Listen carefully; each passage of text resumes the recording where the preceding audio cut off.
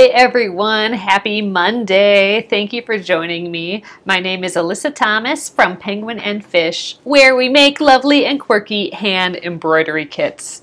And I am here every weeknight at 8:30 p.m. Central Time, and it's a time where we can relax and craft together for about an hour. And we work on projects from beginning to end. So that's great because you guys can work on it with me and ask questions along the way, and we get the whole process. So right now we are working on the Splendid Sampler 2 quilt along, and it is in book format here now, the Splendid Sampler 2. I have a link on this post if you want to check that out. And we are going to start the Full Circle by Missy Carpenter block today. So this one looks like quite the challenge. I think it'll be fun. We're going to be using the freezer paper. So you'll want some of that. Tonight we are going to prep all our freezer paper pieces. I think we're going to do that before we actually cut out the fabric. So we'll do that first, and then if we have time yet tonight, maybe we'll trim some fabric here. You're scared of this one, Gretchen? I'm a little scared too, so that's why I thought we'd tackle this. So this is round shapes, and it's just really pretty, but it is English paper pieced, and what that means is that you're making your shapes of fabric and then you are hand stitching them together. I have never done that with curved pieces before. The instructions seem pretty detailed, and Missy Carpenter has a post on her blog that digs even deeper into it. So I think we're just going to go through the instructions and work on the freezer paper part of it. I think it's just going to be a step-by-step thing, and all of a sudden it'll be done. It'll be like, wow, we did that block. That's amazing. That's what I'm hoping for here, guys. So, all right, let's flip around, and we will get started on this block. Okay. So, here we are, Full Circle by Missy Carpenter. I have my freezer paper here, and the instructions start with the template preparation. So normally I would start cutting my fabrics right away, but I thought, you know, I was reading through the instructions, and there was a lot of preparation of the freezer paper pieces without having to deal with fabric yet. So I'm like, you know what, I'm going to deal with the freezer paper first, and then I'll cut out my little fabric pieces and everything for this. So we're going to start out, in the back, they have like these big template sheets. This is on the pattern sheet 2, and it's all the way to the left here. So I'm going to scooch my book out of the way. You know what, I'm going to even put this upside down just so I can access it a little bit easier. I don't think it matters what direction it goes in. So to start off, you know, direction 1, using the paper pattern on sheet 2, carefully trace 6 triangles and 6 petals onto freezer paper. So 6 triangles, 6 petals. I do not think it needs to be in this formation. So I think I might do it in this formation for the triangles because it'll just be really easy to draw a hexagon and put some lines through it. But I think just to save paper, I'm going to draw all of these petals separately. I mean, I'm totally assuming they're all the same size here. So I think I have a sheet. Oh, good. I have a little piece of paper here started. So let's start here. Carefully trace. So it doesn't say what size, but side of the paper we trace on, but typically we trace on the dull side. So if you have some freezer paper, first of all, you can just get this in the grocery store. It's with, you know, like the parchment paper and the tin foil. It is a normal thing that you can just get at the grocery store. I do have a link to it, though, if you just want to get it from Amazon or something. But it's funny, they even say, like, oh, used for arts and crafts. So it even has on here somewhere. Oh, here we go. How to do, like, little appliques out of it, which I think is kind of cute. But all right, so it's just normal freezer paper. So one side is shiny and glossy and waxy, and then this side is dull. So that's the side we're going to trace on. I think I'm going to just, it looks like we're doubling up pieces, so I might just try and get as many this way, and then put it on here. But let's just get going. First of all, I need to start tracing. So we need six of these triangles. Again, I think I'm just going to. Oh gosh, we got to be all careful here. I'm gonna get you guys a little lower so I can read what you guys are writing at the same time here. All right, this is where you got to be careful. You want this all nice. As perfect as you can. I wouldn't bother, like, you know, I wouldn't use a ruler or anything. You can if you want. But I'm just going to just carefully trace this. So, oh, freezer paper there isn't common. You found it in craft shops. Oh, charging premium rates, Jenny.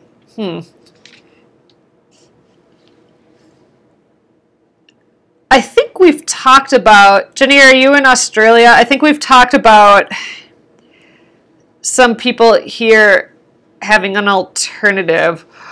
What do you guys have in Australia or overseas if you don't have access to freezer paper? What are you using for it? Let's see. Oh, yeah, a light box might help. I don't think I really need it. I mean, it's kind of like tracing paper. It's fine. So you're not doing the triangles separate. Oh, I am going to do the triangles separate, but I thought, so what we're doing here is I'm going to trace triangles and these petals. So what they mean by petals are these shapes here. I'm going to do those. I'm just going to trace them, and then we're double layering. We're double layering our freezer paper, and I suspect we're doing that because we are using them as templates, and the template pieces need to be a little thicker, a little more hefty, so we can wrap fabric around them without them flopping around. So we are going to double them up. Oh, you're in England, and your friend brought you some from California. Oh, well, I'm glad you have some, Jenny. Oh man, I'm thinking there's got to be some alternative, but yeah, if it's just in the craft stores, that's kind of a bummer. Oh, Gretchen, that's a good question. You know what? I think we are going to. So typically when I do English paper piecing, I always punch a hole in the middle of them because it's easier to take them out. I think I'll still do that. We'll see how that goes. All right, but we're going to double this up. So I'm going to trace all the things here, and then I'm going to cut this, and then I'm going to fuse it with the iron onto more freezer paper. So we're fusing the shiny side to a dull side. We don't, like, I can't just fold this. Like, in theory, I could just fold this and fuse, but then we'll have two dull sides. You know, we don't want two dull sides. We need a shiny side to eventually stick to our fabric. So what I'm going to do is I'm going to try and get my petals in here, and then I'm going to cut it, and then I'm going to put it, you know, back onto the dull side here, so shiny is touching dull, and then I'm going to press it, and then I'll have my double thick, right? After I have my double thick, I think that's when we carefully cut them. So ultimately, this will end up being 6 triangles. I'm going to cut them out. I just thought it'd be easier and faster to just trace them as a hexagon like this. But for these petals, I'm going to do them all individually, I think. So I'm going to kind of tuck them in here so I'm not using up, so I'm not wasting freezer paper. Actually, I'm not, you know, freezer paper, it's kind of like tracing paper. You can see through it easy enough, so you don't really need a light table. And we kind of talked about this a little bit last time, but it would actually might be a little difficult to use tracing paper because these are double-sided. I mean, a light table. You'd see a little RV. It looks like trailer if you had a light table on here. So a light table might actually make it might be a little difficult.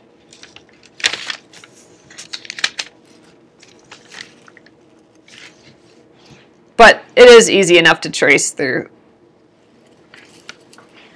I I am trying to be careful though, because you know these are the shapes that we're ultimately gonna cut. I mean, technically, if we cut them a little smaller, I'm just thinking out loud now. I think it might be, everything might fit together a little better in the end, because we are going to be wrapping fabric around these pieces, and fabric has a tiny, tiny thickness, you know, like just a hair of thickness. So if we add that hair of thickness on both sides, then all these pieces are going to get a hair bigger, which will affect how they all fit together. So I think when I trim them, I'm going to trim to the inner side of this line. Lay the first petal on another to check that they really are the exact same size. Okay, not a bad idea. Let's just do that. I'm just double checking. I'm just assuming. I'm just assuming that they're all the same and that they'll all fit together. I think they are. Yeah.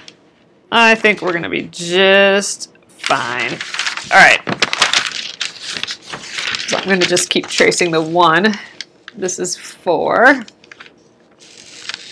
We'll tuck him up in here.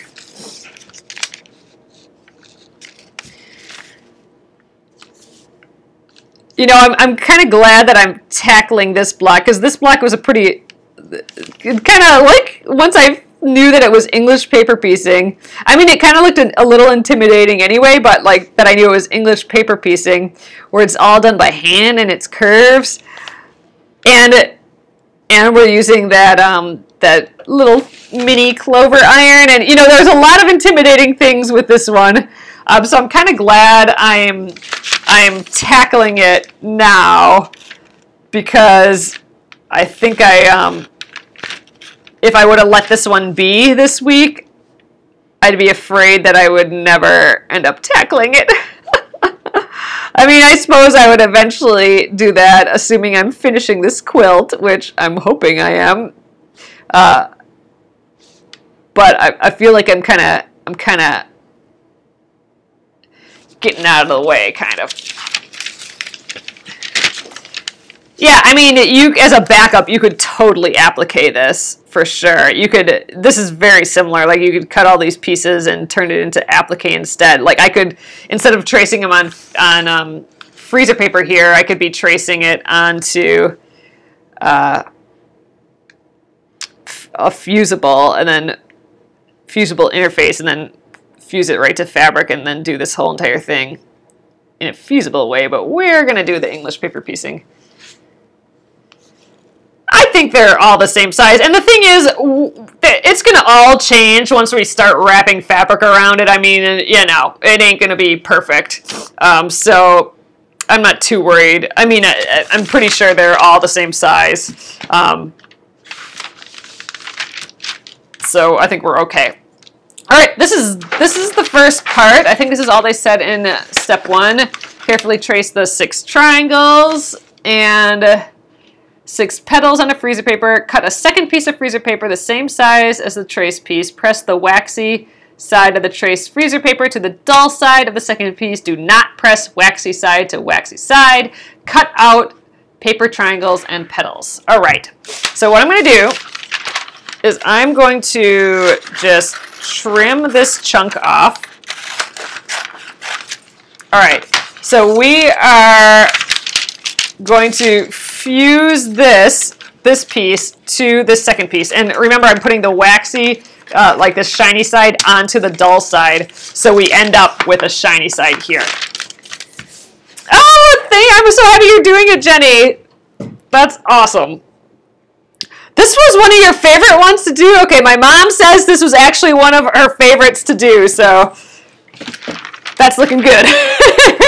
That's good to hear. All right, so I have my iron set. Oh man, I'm not quite sure what the iron should be set at. I just have it set at high, like I normally do. I wonder if it mentions something.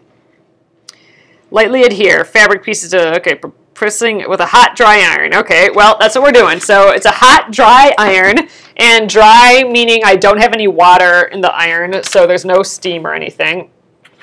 All right, so I'm going to just press this here. This should be pretty instant with a hot iron. And you know what? It's also going to stick to my fabric here, but it'll come right off. Ooh, not quite. So I guess I got to go a little longer. My iron might not have been heated up all the way either. But so we're kind of pressing. I mean, I have my wool mat here, so it is going to actually stick to it. But with this freezer paper, it doesn't harm your fabric or anything like that. It's not like that fusible web. It won't make like a whole gluing thing. Like it'll stay. Like you can hear it. It's picking up dust. Oh gosh, look at it all. Yuck. That's wool from the wool mat. But it comes right off, and it doesn't hurt the surface at all. But yeah, so now we have fused pieces, and they're just, a hair stiffer. So that's good.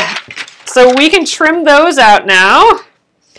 So there's a lot of like little prep stuff to this, but I think we're just, this is one of those blocks that I'm like, you know what? I'm going to do exactly what the instructions say. I'm going to learn something from whoever designed, from Missy Carpenter. I'm going to learn something from the designer, and we'll just see what happens. So I'm going to start with these triangles. Ooh, gosh, that was not a straight cut. There we go. Oh, your 360 takes a little time to heat up. Yeah, I plugged it in, but I don't think I hit the on button, actually, so... man, I love that iron, though. I'm so happy I got that. Wow, speaking of, you guys, I did get those knitting needles from Mastrop. I think they're probably gone now. Maybe they're still there. But I did get those.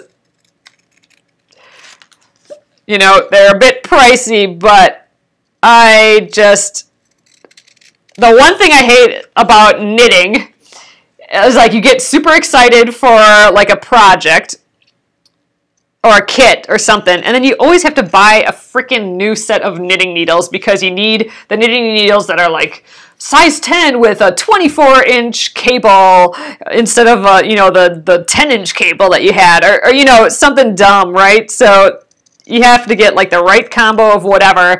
So I ended up getting those knitting needles that you can ooh, I had to get quiet there so I could cut straight. There we go. I got those needles that you can interchange the cables with the different size needles, so I'm pretty excited about them.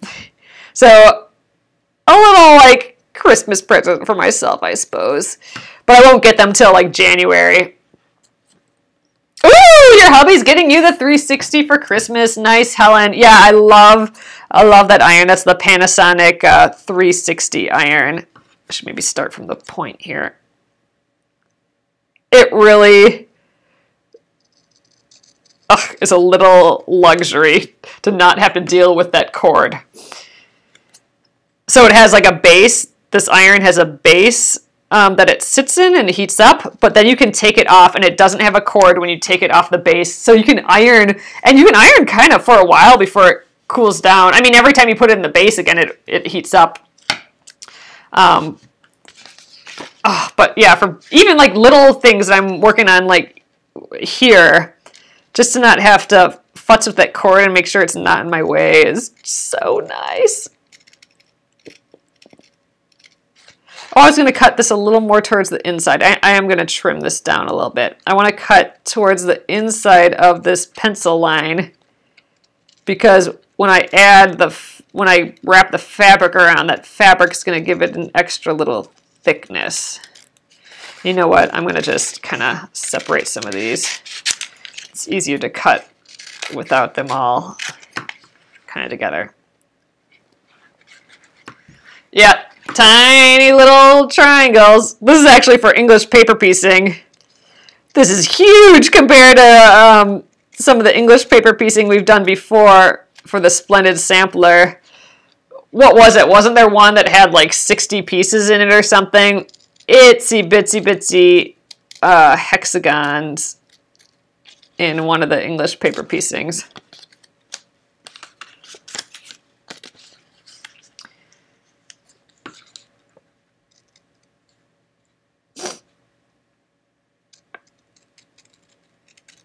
Sorry if I'm missing some of your comments. I'm totally concentrating on this line. So this, you do want to be careful when you're cutting, because this is whatever edge that you're making now is the edge that your paper is going to wrap around. So you want it to be good. Oh, you can't get the 360 off mass drop in Australia. Oh, because the plugs are different. Ah, that's a bummer. You don't want it, like if you use a converter or something, you don't want it to like trip the circuit or something. Ooh, you treated yourself to 2-inch hexi iron-on templates. Oh, that's nice. Yeah, the hexis are pretty cute, but these were not, in the first Splendid Sampler, they were not 2-inch hexis. They were, the hexagons were like smaller than this triangle. Like they were so small. Gosh, I'm gonna have to just, I'm going to have like a pile of these itty bitty pieces here. So I'm thinking you can already tell that this is not a one-night project, this one. But I think once we get all of our pieces like with fabric on, so there's a lot of prep to get the fabric into these shapes. Oh yeah, that horse one has 1,000,000 pieces, doesn't it? I think that one's going to be kind of fun. I think that's like the second to last one in the book. But once we get all the fabric onto these pieces, that's where the nice, fun, like handwork stuff can come in. That's where we actually start stitching things to each other, and then you can just chill and watch some movies. And it would be the perfect project for that. Actually, even travel. You could wait in line and do it then once all the pieces are prepped. So I think that's, my guess is that's probably what we'll get to tonight, just prepping these pieces. You can reuse the paper templates a few times so you keep them. Oh, that's true too. Yeah, if you wanted to make more than one of these, you can. The freezer paper will keep sticking. It's kind of like magic. I mean, it'll stick, you press it onto fabric and it will totally stick, and it will, not only will it stick, it will easily come off. Like it's not like the fusible at all, where it's like a permanent stick. You can just pull it off and use it again, and it's kind of fun. So the only thing that would kind of ruin these a little bit during this process is we are going to be using starch on them, and getting them wet can sometimes kind of degrade the freezer paper a little bit, just because it is still paper. So getting it wet, it doesn't like getting wet. Okay, snip this off, snip that edge off, and let's separate these. 2 more. That's not too bad. That didn't take forever. And yeah, then we'll see what's next. There is more of this though, more templates. But I'm excited that we're prepping these all at once, because then I can put the freezer paper away and we'll be ready to move on. So I think after we get done with all these templates, I mean, there's more template pieces to make yet, but then I think we will cut out our fabrics. We'll choose and cut out our fabrics then, and then we can get fusing right away, which will be fun.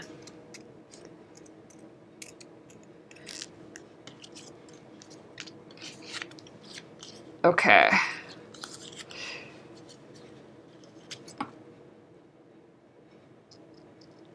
I am not that far to the gluing. If I had to guess, gluing. I don't know what we're gluing yet. We'll have to see. I know it mentioned having some glue. We'll use the starch and the stickiness of the freezer paper to hold everything in place, I think. So there must be something where we need to hold something in place a little bit more with the glue. I'm not that far in the instructions yet. I'm only on this template. I usually like to read all the instructions, but I'm taking it one chunk at a time this time. Oh, you got your featherweight yesterday. Nice! Congrats, Noeline. That is pretty awesome. Ooh, you have 3 featherweights, Helen. Oh, man. I'm jealous. All right, look at all this wool from my mat. Okay, here we are. So now I got to just make sure that I keep these separate from all the little trashy pieces. The trash I'm going to put over here. I don't want to accidentally throw away my pieces. So let's just actually double check. I got 1, 2, 3, 4. Uh-oh. Oh, no, there's 5 there. 6 and 3, 6. Okay, so 6 petals and 6 little triangles. Let's get those out of my way. All right. Next up, let's read the instructions some more. Okay, carefully trace the star shape. So I think that's this curvy star. Okay, trace the star shape on the freezer paper. Press the waxy side of the trace to the dull side of a second piece of freezer. Cut out the star shape and the hexagon. So star shape and hexagon. So that means we're going to have this star shape, and then we're going to cut out this hexagon, and we'll have like a hexagon hole. So it sounds like that the hexagon is important still. So we're getting 2 template pieces out of this, it sounds like. I'm not positive, but that's what it sounds like. We'll have a hexagon and a star shape with a hexagon hole in it at the end of this. So we'll assume that that's the plan. All right, I wonder if I can get both into this piece of paper. I'm kind of thinking not, but we'll see how we do. I'm going to just tuck it up in here. Oop, missing a point there. All right, let's trace that. Lost my pencil. There we go. Always losing stuff. All right, so again, I'm going to kind of carefully trace this.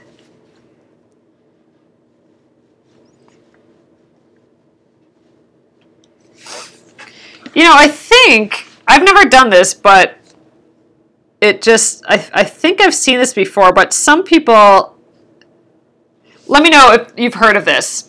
You can fuse your freezer paper onto just like a normal piece of printing paper, and then you could probably make a photocopy, or you could fuse it to 2 pieces right away maybe, and then you could make a photocopy of this shape of this piece from this page, this pattern sheet. Then you probably wouldn't have to trace. You would have all the lines all ready for you, potentially. That might be a time saver.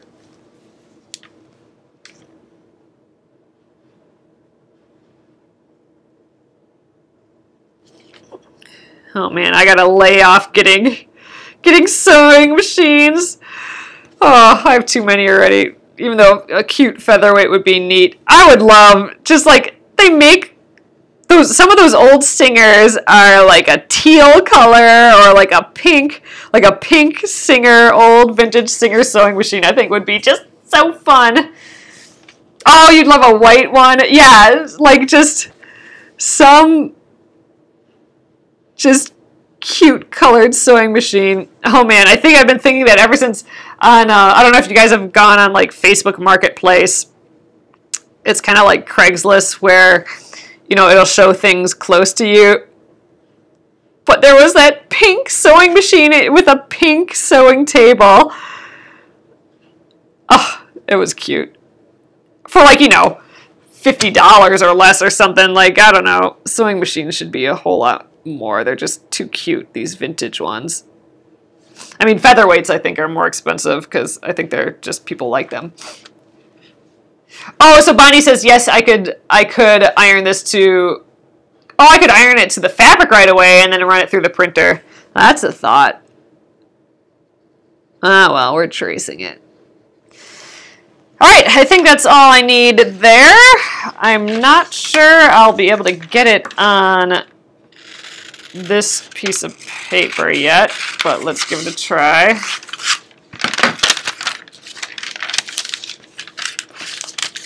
I don't think I have enough here.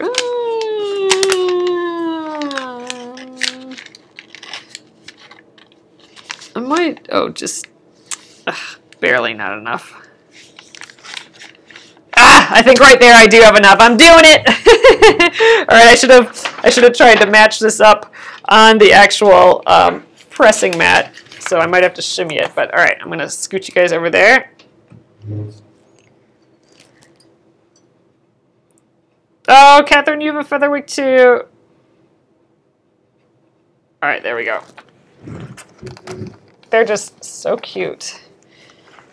All right, I am doubled up here. I should be good to go. I have just literally enough freezer paper for this. Okay. So what we're doing again is we're fusing the two pieces together to give us just a thicker piece.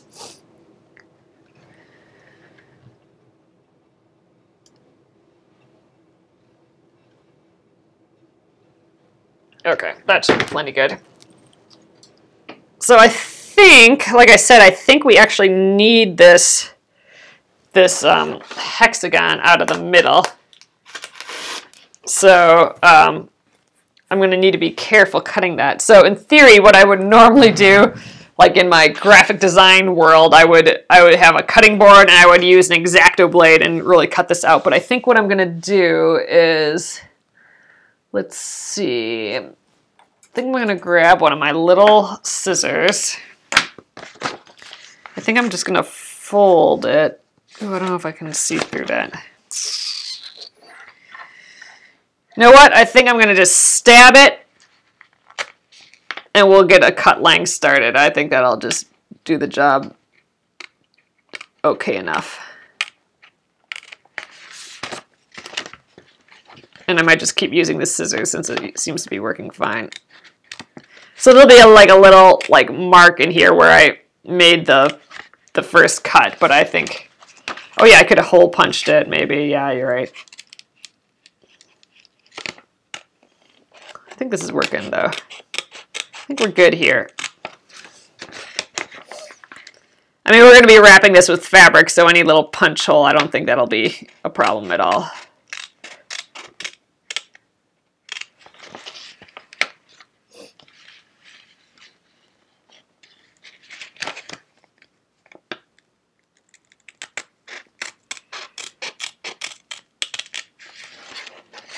I could probably get the big scissors in here, but it's kind of fun cutting with this little scissors. It makes a nice, it's a more high-pitched sound. It's a fun cutting sound. Again, I'm not quite positive that we need this centerpiece, but it kind of implied that we did. I didn't, like I said, I didn't read the instructions any further, but I'm going to assume that we need it. So there we go. All right. Let's trim this feller out. Maybe I should have done the outside first. I suppose it doesn't matter. All right, I'm going to cut just towards the inside of my mark again, just because we will have the thickness of the fabric again. There we go. Get rid of that extra.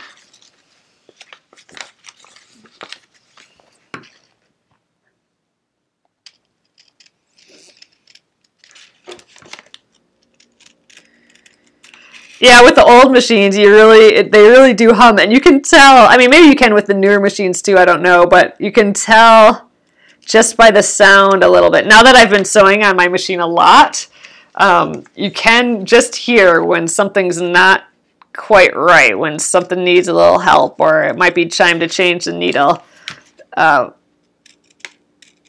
You know, it just, you feel it a little bit, and I think it's from the sound.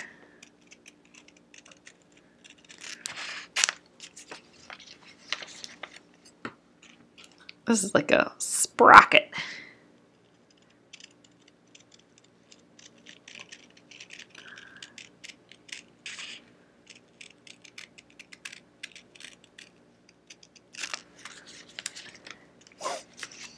Whoop, 2 more here.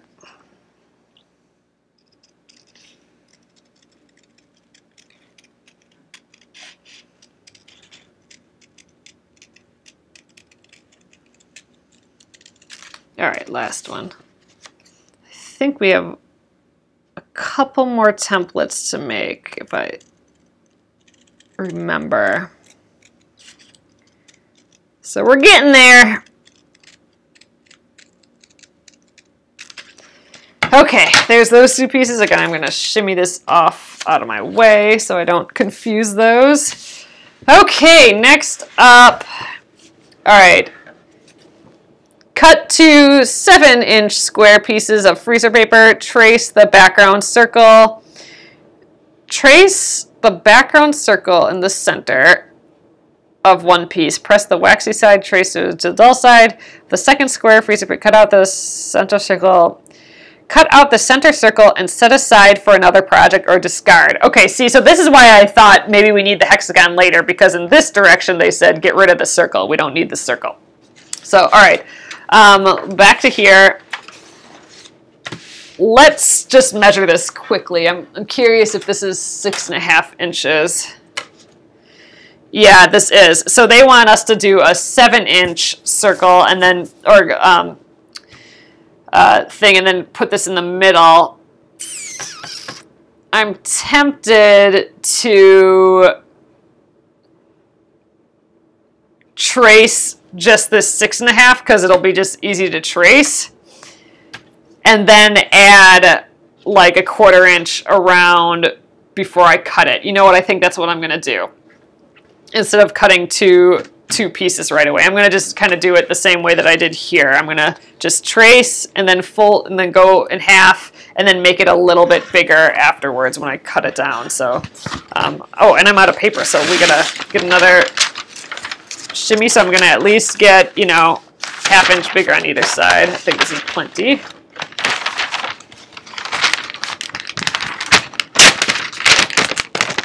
Ooh, come on, rip. There we go. Sheesh.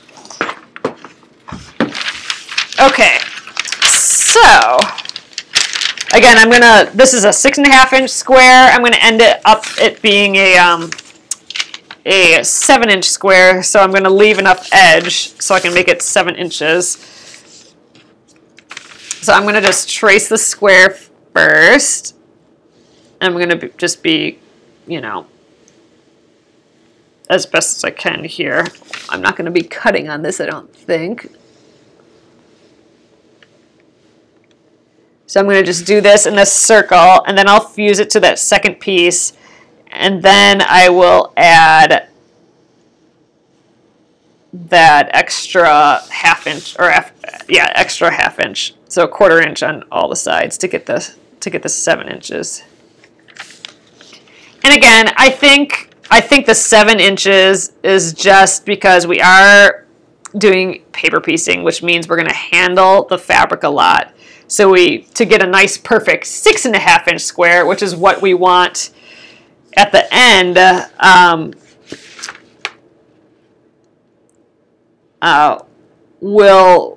if we rough up the edges from it being 7 inches, that's good, because then we can trim it down to a perfect 6.5 inch. And that's why we're doing a little extra. I think this was 6.5 in the square, Nolene, it was 6.5 from the template. So we do kind of have to add a little bit to it, I think. Although it kind of seems to say that there's a 1/4 inch seam allowance. Maybe this is a smaller, you know, when we measured that other pattern, it was a little small, like it wasn't quite 6.5 inches. Maybe that's the same thing here. Maybe this is meant to be 7. And it actually just printed small. Oh, some of the diagrams are a touch smaller. I will measure this again quick and see what it looks like.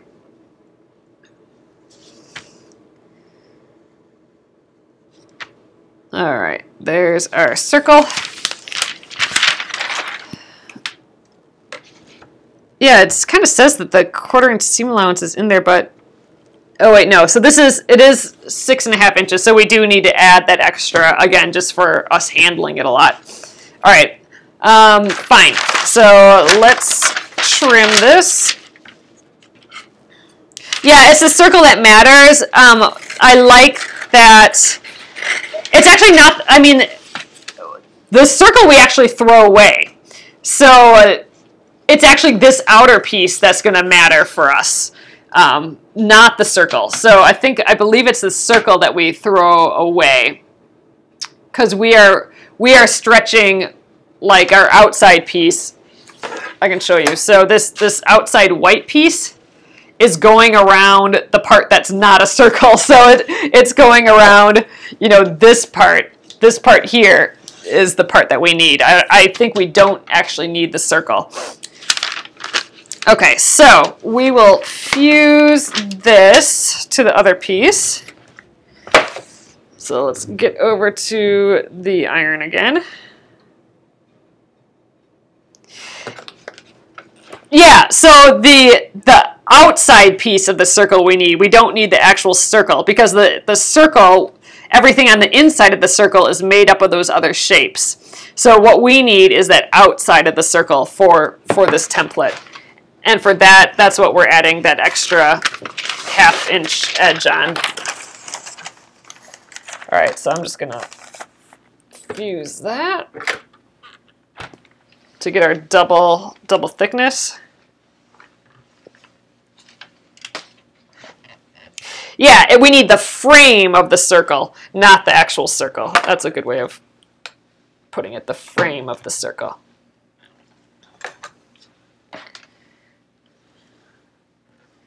Yeah, so the edge, the outer edge doesn't really matter. So you know what, when I cut, I'm just going to estimate ½ inch, I think. I don't think it needs to be perfect. The 7 inches. All right, let's see, did I fuse this enough? I think I'm going to get the edges a little bit more. I don't think I went all the way out to the edges.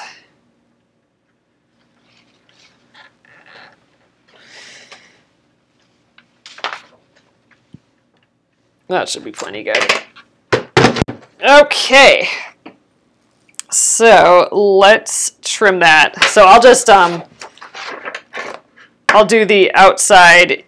So again, the tracing is the 6½ inches. We want it a little bit bigger, like, you know, ½ inch all the way around to get that 7½ inch square, which is going to give us that extra fabric that we can fumble around with and get all messed up. And then we'll trim to the good 6½ inch. So yeah, since you know, this is kind of the edge of the fabric that we're going to trim down later, I'm not going to measure. I'm just going to estimate my ½ inch based on that 6½. But yeah, when it comes to this circle, that I'm going to really try and cut well again.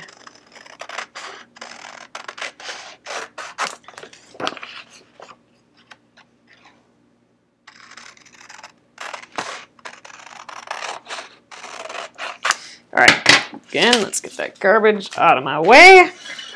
And now this one, it says, cut the center circle and set aside for another project or discard. So we don't need this circle anymore. So for this, I'm going to just kind of cut in the middle like that to get started. And then we'll, what edge should I go around? We're going to go this way. And now this one, I'm going to cut just on the outside edge of the circle, which is the inside edge of the frame, which is the piece that we actually need. So I'm going to go a little, just on the outside of my pencil line.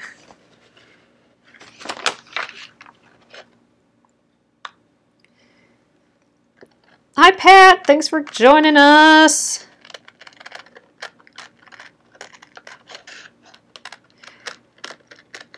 I'm not sure what the glue's for yet. I think we're still good with just the freezer paper stickiness.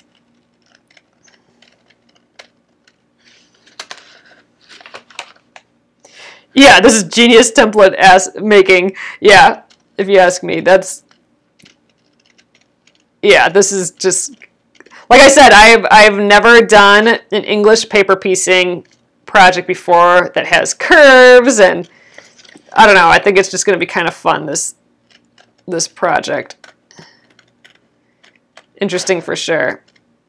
And I'll give my little clover iron. That's that itty bitty iron with like a point this big. That will, I'll give that another try. You don't need it, I think, especially with this 360 iron. If you have an iron with a pointy tip, I don't think you actually need this small clover iron. But I'm going to give it another try. I didn't especially like it. I gave it a try for the first time in the first Splendid Sampler, and I kept burning myself. So that's a reason not to like it, I think. So let's see if I can do better this time around. Okay, oop, one little bit left. Come on, there we go. All right, circle is out. This is the actual piece that we need right here. So we'll be wrapping fabric around this piece, which is kind of interesting. I think that is it for the templates. So let's just kind of see, let's put them together quick. So all of these templates will eventually be wrapped in fabric. And we'll be using the sticky side, the shiny side of that freezer paper to stick it to the fabric. So actually, you know, this is right side up. The shiny side is right side up because it'll be we'll be sticking the glossy side to the back side of the fabric, would be my guess. And then we got this guy. I don't know about this one quite yet, but then we have all the separate little petals. So all these will get wrapped in fabric. Boop, boop. Boop, boop. And one more. And then all these little dudes in the middle too, these little triangles.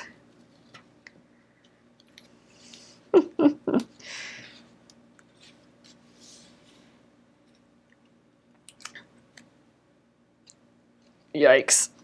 Okay. I'm not sure we need this piece. We're gonna hang on to it though, because I'm thinking we have these triangles. If I had to guess, so like I said, I haven't read the rest of the directions yet, but if I had to guess, we would English paper piece these little triangles together to make a little hexagon. And then I would guess we put fabric on here and we somehow get that hexagon in here. We stitch that hexagon with the triangle still in to this inside piece. So then we have like one solid piece. Like I said, I'm totally guessing. But then I would think that we'd get these leaves on. And then we'd have a circle, basically, in the middle, and then we stitch that circle to the outside circle. If I had to guess, that's what we would be doing. Not positive that that's what we're doing here, but if I had to guess, that's the plan. So I don't know. I'm excited. This is kind of cool. So I think so for tomorrow, I think we'll just leave it here for tonight, and then tomorrow, what will we need? I think we're gonna need some starch. So some spray starch. So let's see. I'm probably going to use, gosh, I'm either going to use my best press here. I think I will spray it into a little bowl. I actually have my little, oh gosh, I just dropped a bunch of stuff. So I have my little, just a little bowl. You'll probably spray it into there. And then I do have some, again, I have to read the instructions again, but I have some little cotton swabs. So I'm guessing I will dip that into the starch, the liquid starch, and then we'll fold the fabric over and then fuse it to it. So I think that might be what we do tomorrow, if I had to guess. So we have to cut the fabric first. So we'll cut the fabric, and then we will start doing these little pieces. And you know what? I'm not sure we really have to cut the fabric. I think we can just grab some fabric that we think will be cute, fuse this on, cut a little edge around, and then I think we'll be good to go. I don't think we have to like officially cut all piled perfect pieces of fabric. So I'm going to just kind of grab as I go, I think. For fabric, I mean, I think we'll go through that tomorrow, but you know, I want to use white for the background because I'm trying to use white for all my background, but I love how bold this red is. Like it's the opposite of this white almost, like how dark and bold that is compared to the white. I think I'm going to find my darkest color that I have. You know, I'm using very light fabrics for my quilt, so I don't really have anything that's too dark, but maybe I will do something as different as I can for this. Oh, yeah, you know what? I think Catherine, I think you're right. I think this might be my 25th block. So every 5 blocks, I've been using 1 pop of color. So that actually might be a good opportunity. So my pops of color are from this section here. So yeah, man, even like this teal. Ooh, gosh, look at this wacky one with some golds and stuff in that. That'd be weird. But yeah, maybe now is the opportunity to use one of these kind of colors that are just poppier than what I'm using now. Like, ugh, this teal would be awfully pretty. Maybe I'll use that teal. That would just be like it's such a pop. But I think it's a pretty shape. It would be a good thing to have a pop of. So, I kind of like that. So maybe we'll do white and that pop of teal. And then we'll use all our pretty yellows and tans for the rest. And I think I'll just grab and go for that. We'll pick whatever we get. It'll be kind of patchworky. But yeah, I like that idea of the teal. I mean, this is just so nice having a bold color there. So white against teal, ugh, that'll be just cute. With yellows in it, ooh, it's going to be so pretty. All right, loving it. So that's what we'll do tomorrow. We will get our fabrics and we will start fusing with the freezer paper and with the starch our pieces together. And you know, I think the goal is to have like a nice edges that we can start stitching together. So soon we'll be to some hand stitching. I don't know if we'll get all of these pieces done tomorrow, but we'll get pretty far. We'll see how it goes.